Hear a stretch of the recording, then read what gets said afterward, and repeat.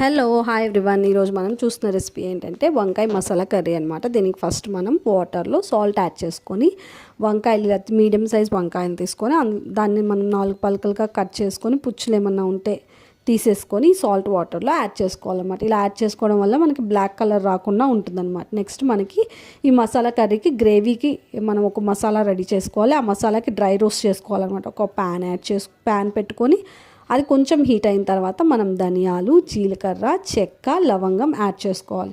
Add చేసుకున్న తర్వాత next మనం గ్రౌండ్ నట్ వేరుశనగ గుళ్ళు యాడ్ చేసుకొని కొంచెం ఒక 2 to 3 minutes ఫ్రై అవ్వనివ్వాలి. ఫ్రై అయిన తర్వాత వెంటనే మనం ఎండుమిర్చి మనకి కారానికి తగ్గట్టు యాడ్ చేసుకోవాలి.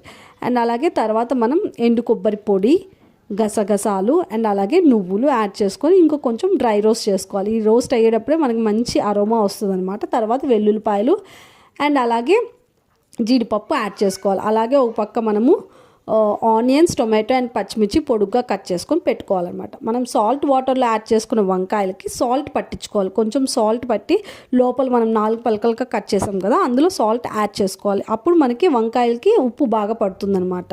ఇప్పుడు నెక్స్ట్ ఏం చేయాలంటే మనం ప్యాన్లో కొంచెం ఆయిల్ పెట్టుకొని ఈ సాల్ట్ యాడ్ చేసుకున్న వంకాయల్ని అందులో పెట్టుకొని లిడ్ పెట్టి క్లోజ్ చేసుకోవాలన్నమాట. ఒక 90% వరకు బాగా ఫ్రై అయ్యి కలర్ చేంజ్ అయ్యేంత వరకు ఉంచుకోవాలన్నమాట.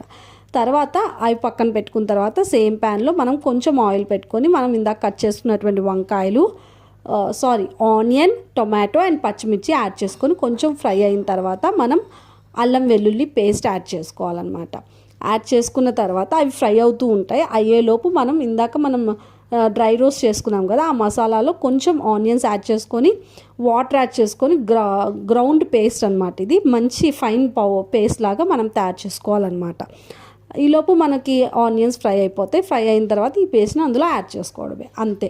అండ్ అలాగే దీంట్లో సాల్ట్, ఉప్పు, పసుపు అండ్ అలాగే కొంచెం కారం, ఎలాగో ఎండుమిర్చి యాడ్ చేసుకున్నాం కాబట్టి జస్ట్ ఒక 1/2 స్పూన్ కారం యాడ్ చేసుకొని మనం ఇలా ఆయిల్ పైకి తేలేంత వరకు బాగా ఉడకనివ్వాలన్నమాట. తర్వాత మనము ఈ వంకాయలను యాడ్ చేసుకుంటే సింపుల్ కాదు, కొంచెం ప్రాసెస్ పడుతుంది, బట్ టేస్టీగా ఉండేటువంటి వంకాయ మసాలా కర్రీ రెడీ అయిపోతుంది. తప్పకుండా మీరు అందరూ ట్రై చేయండి. Thank you so much for watching. Bye bye.